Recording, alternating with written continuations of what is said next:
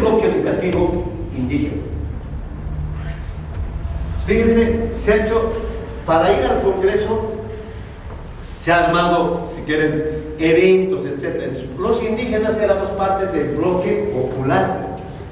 ¿Quién manejaba el bloque popular? La Central Obrera Boliviana. Y estaban ahí los maestros, estaban los trabajadores, estaban los indígenas. Y nos tocó dirigir a dos comisiones. Y como ya manejábamos algo del discurso del sistema educativo, a la Vilma Plata no le ha gustado que yo sea su presidente, digamos, de su bloque. Entonces, ¿quién es él? ¿Por qué está dirigiendo él? No ve la Vilma Plata, la trotskista ahí. Nosotros, los indígenas, nosotros tenemos una... Bueno, su posición era salarialista. Entonces reaccionamos y en la Universidad Mayor de San Andrés nos hemos reunido y hemos dicho, vamos a crear nuestro bloque educativo indígena, que va a ser distinto. Nos desprendemos de la Central Obrera Boliviana y hacemos nuestro bloque indígena, y después de nosotros se salió también el magisterio urbano y rural y se han hecho su bloque magisterio, ¿no ven? Y apareció el bloque social. Si va a venir Noel Aguirre, él era el que presidía el bloque social. Bien, nosotros hemos quedado con el bloque educativo indígena antes del Congreso. Y como bloque indígena hemos ido trabajando en varios lugares y hemos ido, digamos, haciendo nuestra propuesta. ¿Cómo estaba el bloque? Fíjense ahí. Ese era el bloque indígena. Bloque educativo, matrices, Sesutsebes, Sidot, Panamá, federaciones, ¿sabes? Ahora Confederación de Mujeres, la Confederación de Colonizadores, y estaban los CEPOS, CNC CEPOS siempre había, y todo lo que se está tratando. Ese bloque nos reunimos y teníamos que tener propuestas, pero no era difícil porque ya teníamos libro verde, ya teníamos la situación. Hay una cantidad de documentos, compañeros, que he encontrado que no están todavía sistematizados. Entonces, teniendo, estos son los propósitos del bloque, los roles y funciones del bloque, tierras altas y tierras bajas, nueva composición del bloque que habíamos colocado, ahí están todos los que ya estaban incorporados, propuestas de actividades que se han ido realizando. Entonces, si teníamos el bloque, teníamos que ser partícipes del Congreso. Y estábamos en dos cosas, la Asamblea Constituyente y también trabajando para el Congreso de Educación. El 2006, antes de que la Asamblea Constituyente esté, se convoca al Congreso de Educación, y era en Doto, en Sucre. ¿Quién estaba de ministro? Félix Paz. ¿No ven? Y ahí es donde entra. Estaba el afro, ¿cómo estaba tu compañero ahí? Había un equipo de diálogo. Sí, pero había una afro, ¿cómo se llama? ¿Tiene todavía?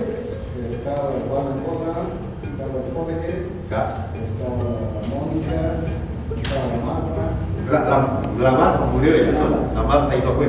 Entonces, compañeros, los quechuas, los aymaras, todos, de tierras bajas, tierras altas, entramos al Congreso. Yo ya estaba de asambleísta en ese momento. Y en el Congreso, mientras se debatía, ya no les gustaba que planteásemos, se rompió. Y el magisterio urbano y rural abandona. Y se queda el pueblo indígena. Se queda la iglesia, se queda otras situaciones. Y salió este documento, que es Conclusiones del Congreso. Y se dice la nueva ley de la educación boliviana. Y ahí ustedes pueden ver cómo estaba conformado el Congreso de Educación, preparación del Congreso Nacional de Educación, y sale. ¿Cuál era la discusión más fuerte, compañeros? Que esto sea vinculante. El magisterio, ¿qué dice? A ver, ¿por qué dice que sea vinculante? Lo que se decide en Congreso, el ministro tiene que hacer eso. El sistema educativo tiene que ser así como está.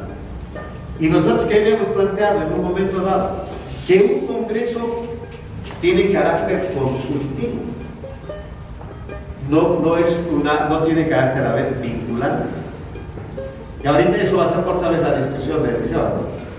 Porque si del Congreso sale y el Congreso ha dicho tal cosa y el ministro tiene que hacer eso, entonces ¿dónde va a estar, digamos, la política que está implementando el gobierno? El presidente rompería, digamos, su línea de mando. Entonces, ha sido una discusión tremenda como estaba, pero en el tema de en eso no nos paramos. Ya los compañeros lo han sacudido, lo han hecho volado al otro lado y ha sido, digamos, este documento que ha salido de ese Congreso del 2006. Teniendo este documento del 2006, aprobado la Constitución del 2009, teníamos que redactar la ley, ¿no ven? Y en la ley, cuando redactamos, pues ya incorporamos muchas cosas. Yo quiero decirles, a ver, se ha ido redactando la ley educativa. Sí, he traído aquí. ¿Y qué es lo que se hace con los cepos? ¿Qué dicen los cepos con relación a la ley educativa? La situación era que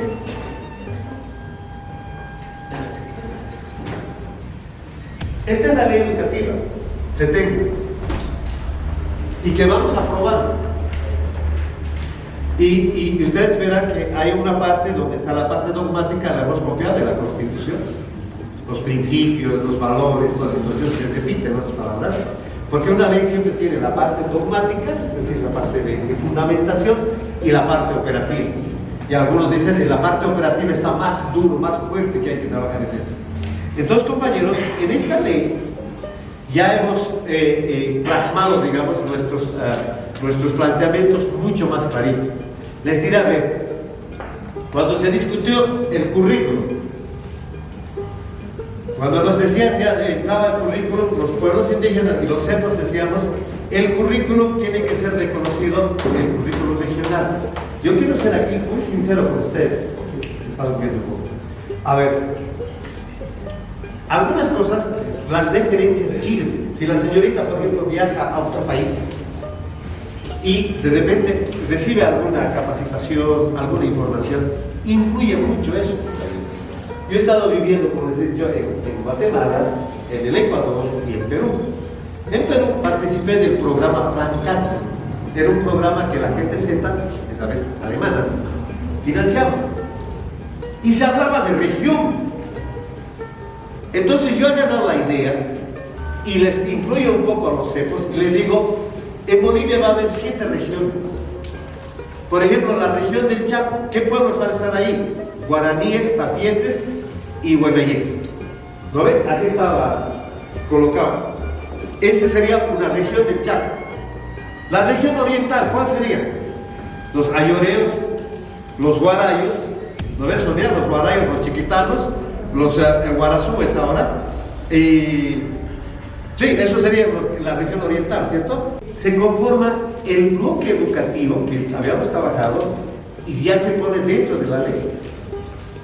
Y los cepos quedan dentro de ese bloque como tal. Entonces verán, compañeros, que, a ver, dice, instancia de participación social comunitaria, Congreso Plurinacional de Educación, las naciones y pueblo indígena originario campesinos, en el marco de su estructura organizativa, a través de sus organizaciones matrices, consejos educativos de pueblos originarios y la instancia propia de cada uno de ellos, con representación de carácter nacional, regional, transterritorial, participan en la formulación de políticas, lo que estaba aquí. ¿Lo ven? Lo hemos recuperado. Está en la ley. Cuando yo esto le metemos, compañeros, los otros bloques, el bloque social, el bloque de la Central Obrera Boliviana, me dicen, oye, carajos, están abusando ustedes. Ahora el bloque ya lo has metido dentro de la ley. Entonces yo también colocaré, el bloque social está compuesto por ONGs, por todo esto también colocaré. Porque vos le estás metiendo el bloque educativo, ¿quiénes son? Y lo has denominado Consejo Educativo de Naciones y Pueblos Indígenas Originarios. La Constitución, como norma máxima, tiene por ley, después de la ley, el reglamento tendría que ser reconocido con decreto supremo. Y los demás normas por debajo con resolución ministerial. Las demás normas más de rango menor con resolución administrativa de las direcciones departamentales. Incluso otra resolución administrativa de la dirección distrital. Esa era la jerarquía. Pero ahorita, compañeros, fíjense, a ver, tenemos constitución, tenemos esta ley. De esta ley, para que haya el reglamento de participación social comunitaria, tendría que ser con decreto. Hemos saltado eso y tenemos la 750 y la 1000 con resolución ministerial. ¿Por qué? Porque por eso, como con Edgar recordamos, casi se sacó de la Junta Nacional de Padres y los cepos. Porque los secos le han dicho, junta escolar, esos son de la reforma anterior. Y como está en la Constitución, compañeros, yo les digo, el artículo 83 de la ley educativa, para que ustedes les den de la Constitución, de esta Constitución, ¿dónde se han hecho reconocer? En Oruro, compañeros. Y te puedo decir incluso cuál es la situación que ha colocado. El 83, si no me equivoco, ahora sí estoy 83. Es la Junta de Padres de Familia, donde le colocan a ver dónde está. Entonces, ahí Edgarito, claro, se calentó el Edgar, le quería dar a puñazo, y el otro también, y salieron, ¿por qué? Porque no estaba en eso. A ver, ¿dónde dice? Se reconoce y garantiza la participación social, la participación comunitaria, como les he dicho, las dos cosas, y de los padres de familia. Eso es el que ha entrado en Oruro. En Oruro han puesto y de los padres de familia. No estaba eso. En Oruro, cuando estábamos en la Universidad Técnica, hayan aumentado y de padres de familia. Lo mismo que en el artículo de los colegios de convenio y privados, ahí también han aumentado. Entonces, ellos dicen, estamos, por eso dice ahí, y de padres de familia, y de los padres de familia en el sistema educativo mediante organismos representativos en todos los niveles del Estado. Entonces, agarrando ese artículo del 83, ya lo colocan aquí. Entonces, los padres de familia pueden organizarse, si quieren llamarse junta, se respeta, si quieren llamarse consejo, se respeta. Si quieren llamarse, qué sé yo, entonces se respeta. Y eso es lo que estaba haciendo, ellos le han dicho, eso es de la reforma anterior, de la 1565. Entonces, eso no se han entendido y por eso no hay ahorita reglamento. ¿Lo ven? Pero no hay ahorita una reglamentación oficial como tal. Entonces, queda pendiente en esta ley de la... ¿En cuál? Entonces, compañeros, tenemos eso. Ahora, otros temas que en la ley hemos ido trabajando tienen que ver con el plurilingüismo, la lengua, cómo va a ser. El artículo 7 de ahí dice la educación es plurilingüe. Y la discusión era, ahora, ¿cuándo va a empezar? Salustiano Ayman decía, desde el tercer año tiene que entrar en inglés, desde el primer año la lengua indígena. Ahí está todo tal como está. El otro día le preguntaba al exministro, ministro, ¿por qué no hay su reglamento de esta ley? Entonces, es que esta ley, compañeros, habíamos hecho tantas cosas que está casi al nivel de reglamento. Te dice cómo debe ser ahora el plurilingüismo, te dice cómo debe ser la participación social, pero dice ahí que debemos hacer un reglamento específico. Entonces, hay cosas que no es necesario, pero que sí se puede ir trabajando, compañeros. Dice que la educación es la superior, la educación privada, también la educación de convenio, etcétera, etcétera, como tal. Entonces, compañeros, llegamos a la ley. Teniendo la ley, ¿qué teníamos que hacer? ¿Cómo hemos hecho aprobar? Los consejos educativos hemos estado en la Cámara de Diputados. A ver, ¿cómo nos han hecho? Yo tenía que hacer un viaje a Centroamérica y me agarró el Roberto y me dijo, no hay ningún viaje, hay que ir a defender. Y estaba en la comisión el finado ahora, el señor Rojas, ¿cómo se llama ahora? El que era alcalde de Achacachi, ¿qué Rojas era? Eugenio Rojas. Él estaba en la comisión. Puta, y ya muerto. Nos llamó y nos dijo, quiero aquí informe, ¿dónde está? Entonces, Roberto conformó una comisión y nosotros estábamos detrás de los senadores, diputados. ¿Qué cosita quieren? Aquí está, te aclaramos el artículo, ¿por qué hemos puesto esto? ¿Por qué? Esto, a ver, aclaramos, a ver, esto, no te pasaba y teníamos que estar ahí al lado, colocar. Aprobamos la ley 70. Hay una primera publicación, como anécdota les cuento. Tan desesperados hayamos estado, le hemos ordenado que lo publiquen. Resulta que no había sido ese el número de ley, había sido el número de proyecto de ley, 230 y tantos, no sé qué era, ¿no? Ya publicado, decía ley número 230 y tantos. No, ese es el número del proyecto, no es la ley. Puta, ¿y ahora qué hacemos? Regalarles, entonces ahí encima le hemos rayado con marcador negro y le hemos puesto que la ley 70, etcétera, ¿no? Porque era la desesperación como estaba. Pero cuando hicimos aprobar, y ahí hay que reconocer mucho a Roberto, que dijo, por ejemplo, en los currículos regionalizados tiene que entrar. ¿Por qué no va a entrar? Los pueblos indígenas tienen todos sus derechos, inscríbanle. Y hay algunos compañeros incluso me decían, entiende pues, dentro de la interculturalidad está tu proyecto de pueblos indígenas, ¿cómo lo va a hacer? No, tiene que ser otro. Y hay un nivel que están compañeros confrontando. Entonces, teniendo la ley, ¿qué teníamos que hacer? Ya hasta ahí hemos celebrado Constitución, habíamos trabajado, pero ¿qué teníamos que hacer después de eso? ¿Qué viene lo primero? Currículos. Ahora trabajaremos currículos. Y ahí ya tiene, él les va a contar todo cómo han hecho la propuesta, hay libros que se han publicado, se ha ido trabajando cómo va a ser la currícula educativa, el contenido mismo. ¿Quiere el proceso de cambio? Estos son las 5 etapas que nosotros habíamos visto del proceso de cambio. Hay un proceso que es el periodo de conflicto, donde hemos nacido, hemos ido peleando. Hay un periodo que es el de concertación, hay un periodo de transición, y hay un periodo de aplicación, y hay un periodo de consolidación. Si ahorita nos preguntamos en estos periodos, ¿en dónde estamos? ¿El de conflicto ya hemos pasado? ¿O seguimos? El proceso de concertación, que era la Asamblea Constituyente, pero les muestro, miren cómo estaba. Si no van a entender qué es esto, y algunos se dicen en qué estaba. El periodo de conflicto, ¿cuál era el periodo de conflicto? Que hemos colocado ahí para que está el predominio de políticas liberales y neoliberales. Todo lo que estaban haciendo. Las políticas no estaban hechas por nosotros, no estaban hechas para nosotros, estaban hechas en favor de los demás. Por eso decía, echa la ley, echa la trampa.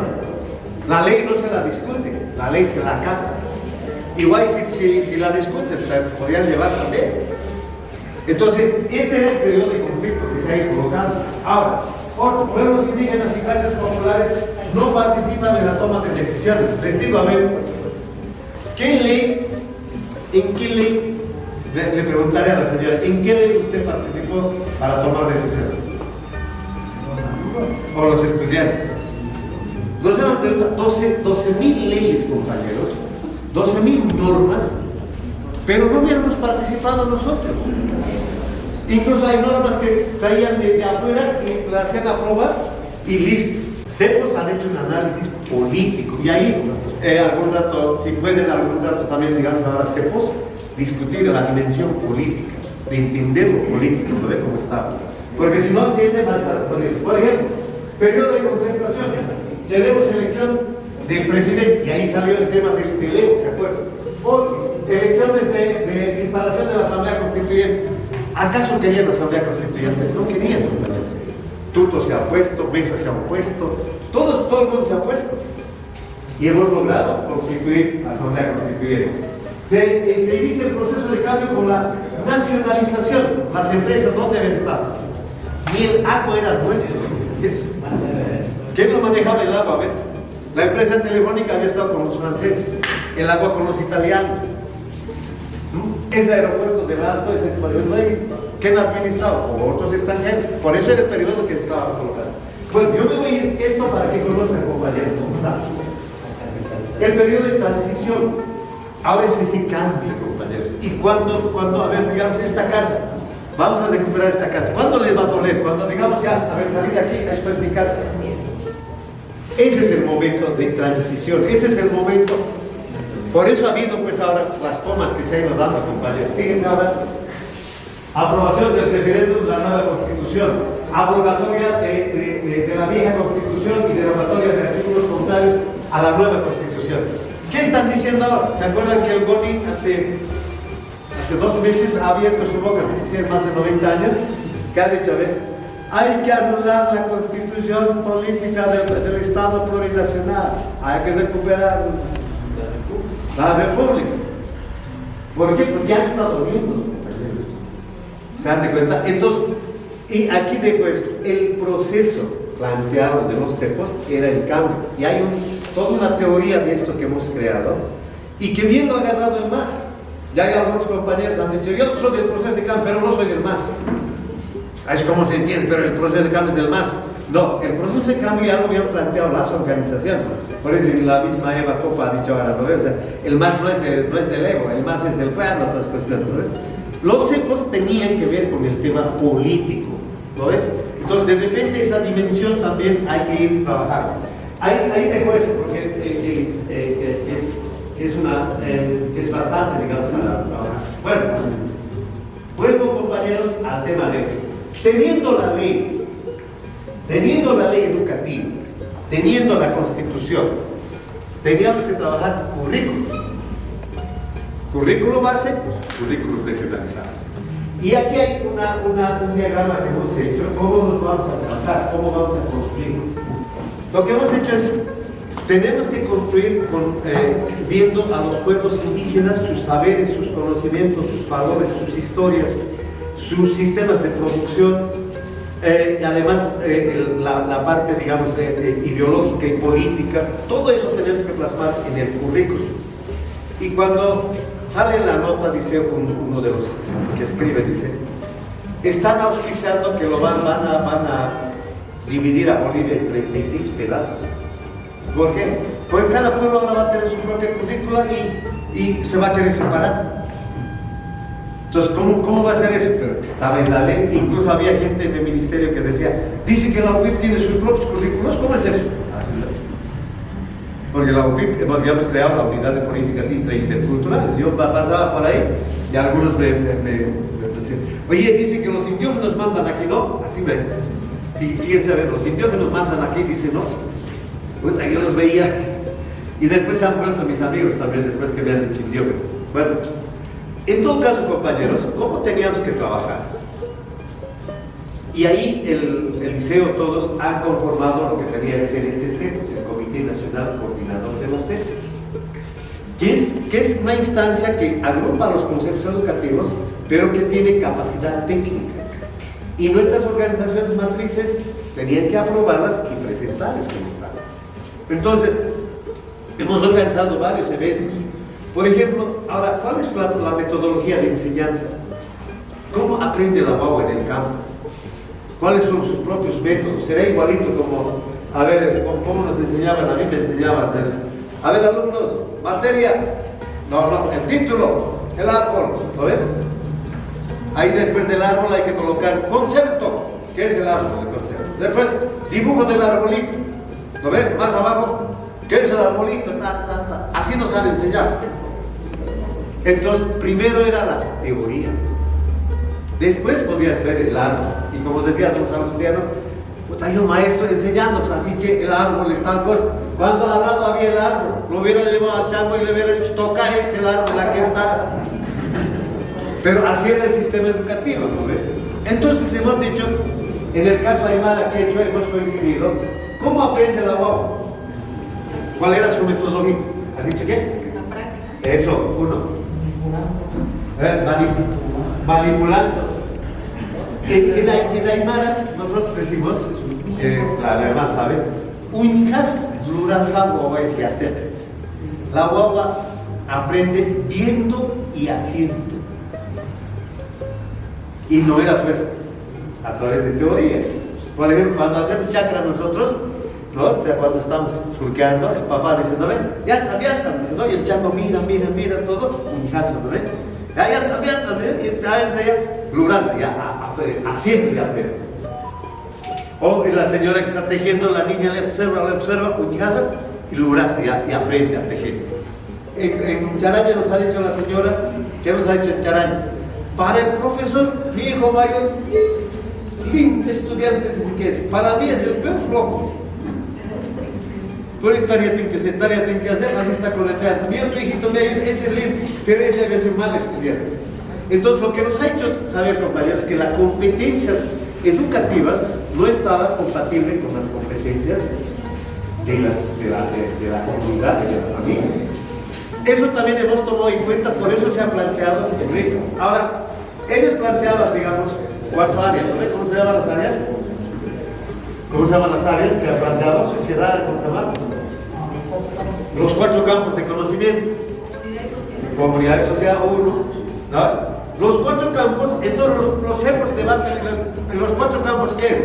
Don Pedrito, los demás lo colocan a los campos al otro lado. Entonces dicen, nosotros como currícula regionalizada de pueblos indígenas, esto es lo más importante, y ustedes tienen esto. Y tenemos que juntar. ¿Por qué? porque dicen que la carga horaria, les guste o no les guste, es una. Por ejemplo, lo han planteado los compañeros indígenas, dicen, tiene que entrar una materia denominada simbología. Para nosotros es lo más importante la simbología. Y lo convencen los compañeros. Cuando ya estamos, dice ahora, está bien, ya aceptamos, pero ¿en qué horario va a entrar? ¿Vamos a deducir matemáticas? ¿Vamos a deducir lenguajes? ¿Vamos a deducir ciencias naturales? ¿Qué vamos a deducir? ¿En qué lugar va a entrar? Ahí están los efectos. Entonces lo que nos dice es, va a entrar en el campo de comunidad y sociedad. ¿No ven? Tu tema, compañero, va a entrar en el campo de comunidad y sociedad. A eso le hemos llamado, ¿qué cosa le hemos llamado? Armonización del currículo, que armoniza este currículo base plurinacional con los currículos regionalizados. El desafío mayor, ¿cuál es?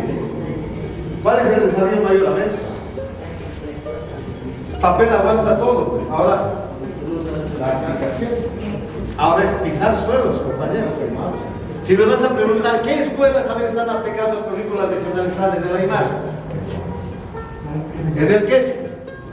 ¿En el guaraní? ¿Qué escuelas están aplicando? Alguien más dice, no, en mi escuela está aplicando dos cuestiones, pero son cosas muy esporádicas, muy chiquitas. Pero así como política de Estado como tal, ¿dónde se está aplicando? Ese es el desafío.